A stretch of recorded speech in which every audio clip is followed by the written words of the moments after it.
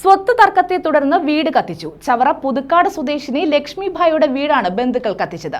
18-ന് രാത്രി 10-നായിരുന്നു സംഭവം. വീട് കത്തിച്ച സംഭവത്തിൽ ഒരാളെ അറസ്റ്റ് ചെയ്തു.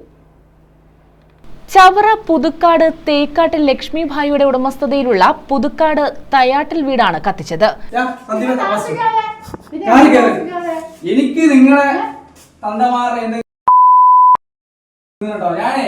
നോക്ക് 17ാമത്തെ പൈസ തൊട്ട് ഞാൻ കൂലിപ്പണി ചെയ്യുന്നവനാ.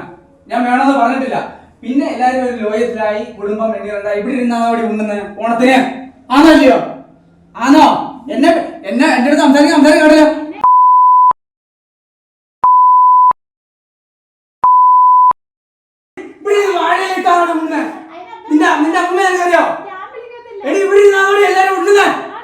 മറ്റൊരു സഹോദരന്റെ മകൻ അപ്പു ഒളിവിലാണ്. 18-ന് രാത്രി 10-നായിരുന്നു സംഭവം. വൈശാഖും അപ്പവും ചേർന്ന് വീടിന് തീയിടുകയായിരുന്നുവെന്ന് പോലീസ് പറഞ്ഞു. വീട്ടുപകരണങ്ങൾ പൂർണ്ണമായും വീട് ഭാഗികമായും തകർന്നു. കഴിഞ്ഞ ദിവസം മാമാരുമായിട്ട് വസ്തുവുമായി ബന്ധപ്പെട്ട് ചെറിയൊരു തർക്കം ഉണ്ടായിരുന്നു. നേരത്തെ ഉള്ളതായിരുന്നു. അമ്മ മാത്രമായിരുന്നു ഇവിടെ താമസിച്ചുകൊണ്ടിരിക്കുന്നത്. ഞാൻ കല്യാണം കഴിച്ച് ശൂരനായിട്ടാണ് താമസിക്കുന്നത്.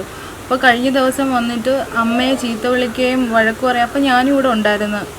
ചെയ്യുകയും വീട് കത്തിക്കുമെന്നൊക്കെ പറഞ്ഞ് പോയി. ഭയങ്കര പ്രശ്നമായിരുന്നു. എന്നിട്ട് ഞങ്ങൾ ഒട്ടും വിചാരിച്ചില്ല അവർ വീട് കത്തിക്കുമെന്നായിരുന്നു പറഞ്ഞിരുന്നത്. ഞങ്ങൾ പ്രതീക്ഷിച്ചില്ല. ബന്ധുക്കളായതുകൊണ്ട് കത്തിക്കുമെന്ന് ഞങ്ങൾ വിചാരിച്ചതേ ഇല്ല. അങ്ങനെ ഇരിക്കവേ കഴിഞ്ഞ ദിവസം രാത്രി ഒരു 9:42 ആയി കാണും. അവർ 2 മാമാരുടെ 2 മക്കളും കൂടെ വന്ന് പെട്രോളും കൊണ്ടുവന്ന് വീടും റൂമും എല്ലാം പെട്രോൾ ഒഴിച്ച് അതിനകത്ത് കിടന്നിരുന്ന എൻ്റെ ഡ്രസ്സ്, ബിഎഡിൻ്റെ വർക്ക് എല്ലാം അവർ അതിനകത്തിട്ട് കത്തിച്ച്. അങ്ങനെ ഇവിടെ നാട്ടുകാർ ഇവിടെ തീ കത്തുന്ന കണ്ടിട്ടാണ് ഫയർഫോഴ്സിനെയും പോലീസിനെയൊക്കെ വിളിച്ചത്. അങ്ങനെ 2 പേര്, മൊത്തം 4 പേരാണ് അവരുള്ളത് ഈ പ്രശ്നത്തിലുള്ളത്. ഗോപാലകൃഷ്ണനും കൃഷ്ണൻകുട്ടിയും അവരുടെ മക്കളായ വൈശാഖ കൃഷ്ണനും അപ്പു. ഇതിലിപ്പം വൈശാഖ കൃഷ്ണനെ മാത്രമേ കിട്ടിയിട്ടുള്ളൂ. അപ്പവും ബാക്കിയുള്ളവരും എല്ലാം ഒളിവിൽ പോയേക്കുക. 5 ലക്ഷം രൂപയുടെ നാശനഷ്ടമുണ്ടായി. അഗ്നിരക്ഷാസേനയെത്തിയാണ് തീ അണച്ചത്. ലക്ഷ്മിഭായി ഒറ്റയ്ക്കാണ് ഇവിടെ താമസിക്കുന്നത്. വൈകിട്ട് 7 മണി വരെ ഇവിടെ കണ്ടിരുന്നു. ഇവർ വീടിനുള്ളിലുണ്ടെന്ന സംശയത്തിലാണ് നാട്ടുകാർ അഗ്നിരക്ഷാസേനയെ വിവരം അറിയിച്ചത്. പിന്നീട് ഇല്ലെന്ന് ഉറപ്പുവരുത്തുകയായിരുന്നു. രാത്രി ബന്ധുവീട്ടിലാണ് ലക്ഷ്മി ഉറങ്ങാൻ പോകുന്നത്.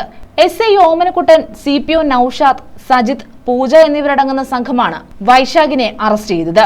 ഇയാളെ റിമാൻഡ് ചെയ്തു. News bureau, Chavara.